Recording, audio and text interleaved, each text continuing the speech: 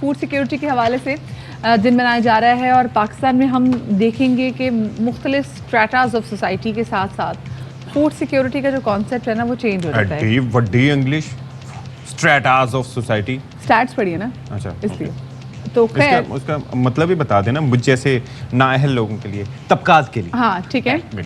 Got it. اب دیکھیں کچھ اگر ہم تھر کی سطحی بات کریں، مطلب وہاں پہ قحط سالی ہے، وہاں پہ خشک سالی ہے، ایک جگہ وہاں پہ لوگوں کو کھانے کے لیے، کھانا پینے کے لیے پانی دستیاب نہیں، تو دوسری جانب ہم اپنی سوسائٹی میں کچھ ایسے طبقات بھی دیکھتے ہیں جو کہ بلا جھجک بلا خوف پانی کا بے دریغ استعمال کر رہے ہوتے ہیں، وہ کھانا ضائع کر رہے ہوتے ہیں، ان کو پتہ ہی نہیں ہے کہ یہ جو کھانے کے کچھ لقمے آپ چھوڑ رہے ہیں، ان لقموں کو باقی بہت آپ ہی کہ بہت سارے ملک میں رہنے والے لوگ ترستے ہیں. اچھا ایک چیز یہ ہے کہ ایک تو یہ ہے کہ پکا ہوا کھانا ضائع ہونا یا نہ ہونا، ایک ہے فوڈ سیکیورٹی کے حوالے سے اوور آل بات کرنا، کیونکہ ہم یہ دیکھتے ہیں کہ آپ کے علم میں ہے، آپ جانتی ہیں میں جانتا ہوں کہ سب سے زیادہ جو ٹیکس سے چھوٹ ہے جس طبقے کو، جس سائٹ کو، وہ ہے ہمارا زراعت کا شعبہ. اس کے اوپر ٹیکس نہیں لگائے جاتے، سبسڈیز دی جاتی ہیں، پانی کی فراہمی سے لے کے اور ارینجمنٹس کیے جاتے ہیں تاکہ پاکستان میں فوڈ سیکیورٹی کی کوئی کنسرن نہ رہے. لیکن اب گزشتہ چند سالوں میں آپ یہ دیکھیں کہ جو تحریک انصاف کا دور تھا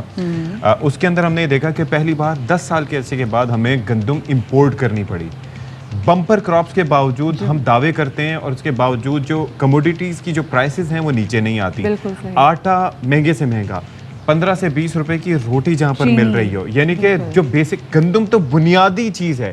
ابھی آپ اس دن بھی بات کر رہی تھی کہ چاول کی کاشت پہ پابندی لگائی گئی کیونکہ پانی ہمارے پاس اتنا نہیں ہے، کیونکہ چاول کی فصل کے لیے آپ کو پانی بہت زیادہ چاہیے ہوتا ہے. تو دیکھیں ہم فوڈ تو یہ تو بیسک ہے نا، چاول، آٹا اور اس کے بعد باقی دالیں بھی ہم باہر سے منگواتے ہیں. ہمارے پاس رہ کیا ہے بھائی؟ اب ایک چیز آپ دیکھیں، بہت ساری چیزیں اس میں آ جاتی ہیں فوڈ سیکیورٹی میں. ایک تو آپ یہ دیکھیں کہ آپ کے یہاں پر جو سبزیاں اگائی جا رہی ہیں وہ کس گندے پانی میں اگائی جا رہی ہیں، بالخصوص کراچی میں، اور وہ سبزیاں ہماری صحت کے لیے کتنی مضر ہیں. ایک یہ بات. پھر پانی کی قلت کی وجہ سے ہم نے جیسے سندھ میں چاولوں کی کاشت پہ پابندی لگا دی تو چاول یہاں سے کاشت نہیں کیے جائیں گے، اور ایسے ہی پانی کی قلت کی وجہ سے پانی جیسے جیسے کم ہوتا جائے گا، یہ ہماری جو زرخیز زمین ہے یہ بنجر ہوتی چلی جائے گی. تو بنجر زمین میں آپ کو کیا فصل دینی ہے، وہ آپ کو کیا سبزی دے گی؟ تو آپ خود سوچیں، ایک طرف گوشت وغیرہ مہنگا ہے وہ ہم افورڈ نہیں کر سکتے، یہ سبزیاں بھی اگر ہماری دسترس سے دور ہو گئیں تو ہمارے پاس رہے گا کیا؟ اور مدیہ ایک اور چیز بھی ہے نا کہ آپ یہ دیکھ لیں کہ سبزیاں دسترس سے دور ہوں گی، پھر ساتھ ہی ساتھ گوشت کے حوالے سے آپ دیکھ لیں کہ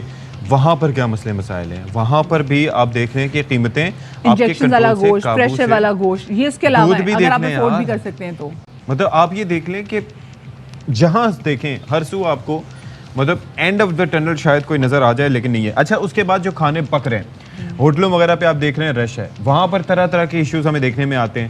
اچھا پنجاب فوڈ اتھارٹی کافی ایکٹیو ہے، اس کے اندر ہم نے دیکھا کہ لاہور وغیرہ میں تو انہوں نے انی پھیر دی تھی. بالکل عائشہ ممتاز واز دیر اور بڑا اچھے اقدامات ان کی جانب سے کیے گئے تھے، لوگوں کو سیدھا کر دیا گیا تھا. سندھ میں یہ ہے کہ وہاں پر بیچاری یونیورسٹی کے اسٹوڈنٹس ہیں، نہ ان کے پاس ایسی کوئی لیبارٹریز ہیں جہاں پر کھانے کے نمونے دے سکیں، نہ ہی they don't have that authority کہ وہ سیل کر سکیں. یہ بھی بڑی سچویشن ہے. خیر جی، یہ جو فوڈ سیفٹی کا دن آج منایا جا رہا ہے، اس حوالے سے ذرا مزید بات کر لیتے ہیں، اور ہمارے ساتھ اس پر گیسٹ بھی موجود ہیں. ڈاکٹر محمد ناصر صاحب ان کو شامل گفتگو کریں گے. السلام علیکم ڈاکٹر صاحب، بہت شکریہ آپ کا اپنے باخبر سویرا کو وقت دیا. ڈاکٹر صاحب سب سے پہلے تو یہ بتائیں، یہ جو ہمارے ملک میں فوڈ انسیکیورٹی دن بدن بڑھتی چلی جا رہی ہے، اس کو سیکیورٹی کی طرف ہم کیسے لے کے جا سکتے ہیں؟ السلام علیکم جی، both of you. Food insecurity اور فوڈ سیکیورٹی اور فوڈ سیفٹی میں تھوڑا سا ڈفرینس ہے، پہلے میں اس پہ آ جاؤں. Food security is when all the people at all times have access to safe and nutritious food for their healthy life, جس میں پروڈکشن بھی، اویلیبلٹی بھی، ایکسیسیبلٹی بھی اور سیفٹی سارے اس کے کمپوننٹ ہوتے ہیں.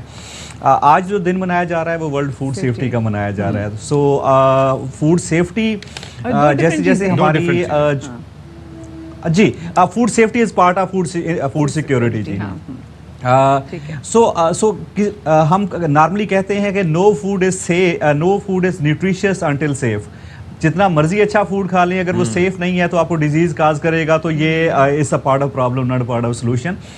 सो हैविंग सेड दिस, जैसे जैसे अर्बनाइजेशन हुई है, जैसे जैसे हमारी मार्केट प्लेसेस बनी हैं, जैसे जैसे हमारी डाइटरी डाइवर्सिटी बढ़ी है, फूड डाइवर्सिटी बढ़ी है, उसके साथ साथ चैलेंजेस भी बढ़े हैं। उसके साथ साथ पैथोजेंस ने, माइक्रो ऑर्गेनिज्म ने भी अपने आप को रीओरिएंट किया है एज पर मॉडर्न उसके जो है चैलेंजेस को मीट करने के लिए। सो हैविंग सेड दिस, आज के दिन में जो है वो फूड सेफ्टी के काफ़ी थ्रेट्स हैं। मैं अगर आप कहते हैं तो चंद फैक्ट्स आपको बता देता हूँ। तकरीबन 600 मिलियन लोग हर साल बीमार होते हैं। 1 in 10% जो है वो फूड की वजह से बीमार होता है। उनमें से 33 मिलियन लाइफ ईयर्स जो है हम लूज़ करते हैं, लाइफ डेज यूज़ करते हैं उसको ठीक होने में। ऑफ कोर्स आदमी बीमार होता है तो एक दिन काम पे नहीं जाएगा और फिर हॉस्पिटल पे भी बर्डन होगा, बाकी भी होगा।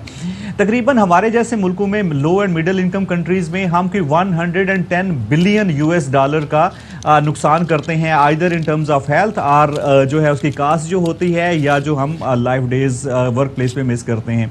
इसके साथ साथ कोई 33 मिलियन लाइफ डेज लूज करते हैं, 500,000 डेथ होती हैं हर साल में, और इनमें से 40% जो डेथ्स हैं या जो डिजीज बर्डन है वो अंडर 5 चिल्ड्रन में है। सो इस वजह से दुनिया के अंदर ये कहा जाता है, WHO ने फिर ये world food safety day celebrate करने का जो है वो सोचा। कहा ये जाता है कि no food is nutritious till safe. So इस आज के दिन में हम वर्ल्ड में फूड सेफ्टी का दिन मनाते हैं, बिकॉज के जो है हमारा जो फूड है, जो हमारा which is a most important thing in life player के लिए, क्योंकि हम खाना कंज्यूम करना चाहते हैं, not only for nutrition but also for player. इसको सेफ भी होना चाहिए और हमारी हेल्थ पे इससे इम्पैक्ट नहीं होना चाहिए। जी जी। तो अब ये बताइए कि क्या किया जा सकता है। पाकिस्तान में तो बहुत से मसाइल हैं। एक तो ये है कि अब जो फूड है या जो ऐसे अजनास हैं वो पैदा कम होते हैं, फिर उसके बाद उनकी सेफ्टी के लिए वो इक़दामात नहीं उठाए जाते जो कि करने चाहिए, रॉ हों या उसके बाद पके हुए हों, किसी भी सूरत में। अभी पिछले दिनों ही हम बात कर रहे थे कि जनाब वो फ्रूट्स वगैरह की ट्रांसपोर्टेशन होती है कंटेनर्स के ज़रिए ना, तो उनको रास्ते में वो पकड़ लिया गया और उसके बाद वो खड़े सड़ते रहे और लोग परेशान होते रहे। तो ओवरऑल हम क्या अरेंजमेंट्स कर सकते हैं प्रोड्यूस से लेके, यानी कि जहाँ खेत में पैदा हुआ तब से आपकी टेबल पर आने तक, कौन कौन से ऐसे इक़दाम उठाने चाहिए जिससे आपकी चीज़ें महफूज रहें और काबिल इस्तेमाल रहें? जैसे मैंने पहले कहा कि बुनियादी तौर के ऊपर हम जैसे ही पहले तो जहाँ पे फूड प्रोड्यूस होता था वहीं पे फ्रेश कंज्यूम हो जाता था, लेकिन जैसे जैसे अर्बनाइजेशन हुई है, सप्लाई चेन्स, अब फूड बहुत दूर प्रोड्यूस हो रहा होता है और उसकी कंजप्शन कहीं दूर हो रही होती है, और शायद एक मुल्क में प्रोड्यूस हो रहा होता है, दूसरे मुल्क में कंजप्शन हो रही होती है। सो उस लिहाज से जो है जो फूड सप्लाई चेन्स थी उनको मॉडर्न लेवल पे जो है ओरिएंट करना था। ग्लोबली अगर देखें, उनकी डेयरी सप्लाई चेन हो, फ्रूट्स एंड वेजिटेबल की सप्लाई चेन हो, मीट की कोई भी सप्लाई चेन देख लें, वो कोल्ड सप्लाई चेन्स होती हैं, उनके अंदर अप्रोप्रिएट टेस्टिंग होती है, वेरिफिकेशन का मैकेनिज्म होता है, उसके अंदर रेगुलेटरी फ्रेमवर्क बड़ा इफेक्टिव होता है, उसके अंदर जो सिस्टम्स बने होते हैं उस सप्लाई चेन को मोनिटर करने के, इवेलुएट करने के, वो बहुत अच्छे होते हैं। सो एंड प्रोडक्ट टेस्टिंग कभी भी हल नहीं रहा। अगर उसको टेस्ट कर लेंगे, हो सकता है एक प्रोडक्ट आपको सेफ मिले, एक नॉन सेफ मिले। सो इसका मतलब ये नहीं कि सारी की सारी बाकी प्रोडक्ट्स भी उसी तरह से होंगी। सो उसको कैसे ठीक करना है, जो आपने सवाल पूछा है, जब तक हम अपनी सप्लाई चेन्स को जो है उस पर वर्क नहीं करेंगे और उनको formal dairy supply chain, formal fruits and vegetable, formal food supply chain नहीं करेंगे जैसे दुनिया में हुआ है। डॉक्टर साहब, कितना ज़रूरी है कि हम अपनी फूड सेफ्टी को इंश्योर करने के लिए अपने जो फार्मर्स हैं उनको जदीद तरीके जो अब आ गए हैं उनसे आशना करा दें। जी बिल्कुल आपने सही पिन पॉइंट किया कि अगर कोई फूड अनसेफ प्रोड्यूस कर लेंगे तो उसको सेफ नहीं किया जा सकता। सो एक तो प्रोडक्टिविटी एनहांसमेंट करनी है, फार्मर की इनकम हमने बढ़ानी है, लाइवलीहुड बढ़ाना है, but at the same time हमने ये भी इंश्योर करना है जो वो फूड प्रोड्यूस कर रहा है वो सेफ हो। मिसाल के तौर पर बाज़ औक़ात तो अडल्ट्रेशन या बाकी चीज़ें तो बाद में आती हैं।